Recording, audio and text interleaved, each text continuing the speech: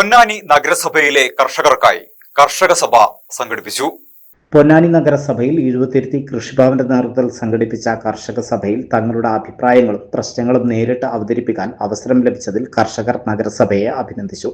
വിവിധ വാർഡുകളിൽ നിന്നെത്തിയ കർഷകർ കാർഷിക രംഗത്ത് നേരിടുന്ന വെല്ലുവിളികൾ, ജലലഭ്യത, കൃഷി ഉപകരണങ്ങൾ, വിപണന സൗകര്യങ്ങൾ, സർക്കാർ പദ്ധതികളുടെ പ്രയോജനം, സബ്സിഡി വിതരണം എന്നിവ സംബന്ധിച്ച നിർദ്ദേശങ്ങളും പരാതികളും പങ്കുവച്ചു.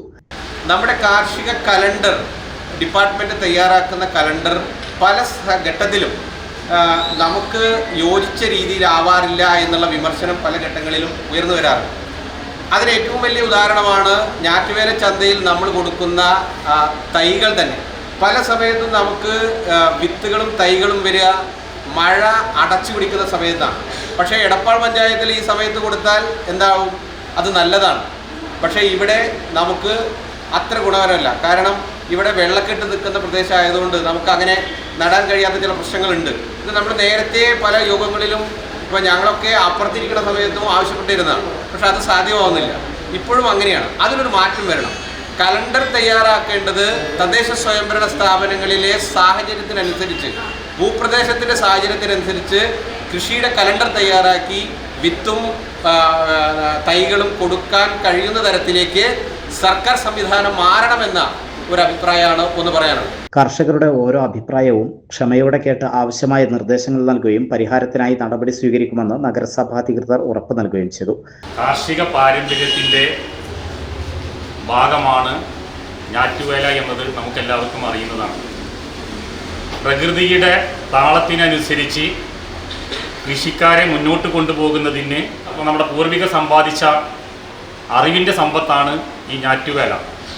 ആ തിരിച്ചറിവിൻ്റെ ഭാഗമായിട്ടാണ് പൊന്നാനി നഗരസഭ ഇന്ന് ഞാറ്റുവേല ചന്തയും അതോടനുബന്ധിച്ച് കർഷക സഭയും ഇവിടെ സംഘടിപ്പിക്കുന്നത്. കൂടുതൽ കർഷകരെ ഈ മേഖലയിലേക്ക് കൊണ്ടുവരിക, അതിനുതകുന്ന രീതിയിലുള്ള പദ്ധതികൾ ആവിഷ്കരിക്കുക, അത് പ്രായോഗികമായി നടപ്പിലാക്കുക എന്നതാണ് ഭരണസമിതി ആലോചിച്ചിട്ടുള്ളത്.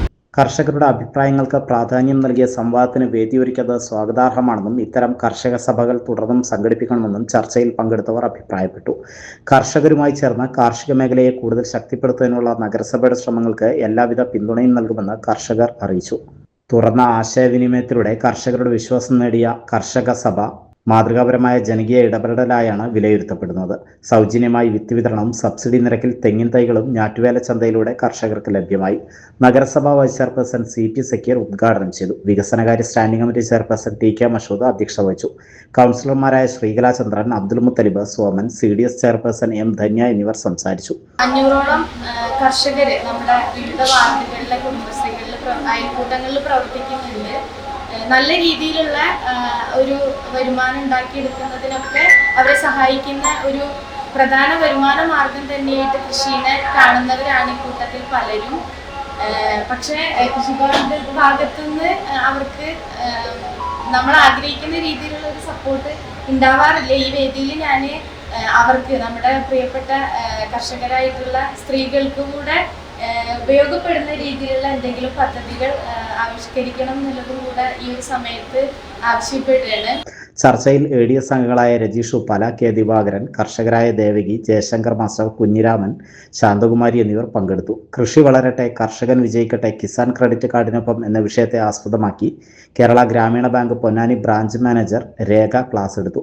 കൃഷി അസിസ്റ്റന്റുമാരായ സന്തോഷ്, സുരഭി എന്നിവർ വിത്തുകളും തൈകളും കർഷകർക്ക് പരിചയപ്പെടുത്തി. കൃഷി officer doctor Aishwarya V Dev സ്വാഗതവും കൗൺസിലർ ലിൻസി നാസർ നന്ദിയും പറഞ്ഞു.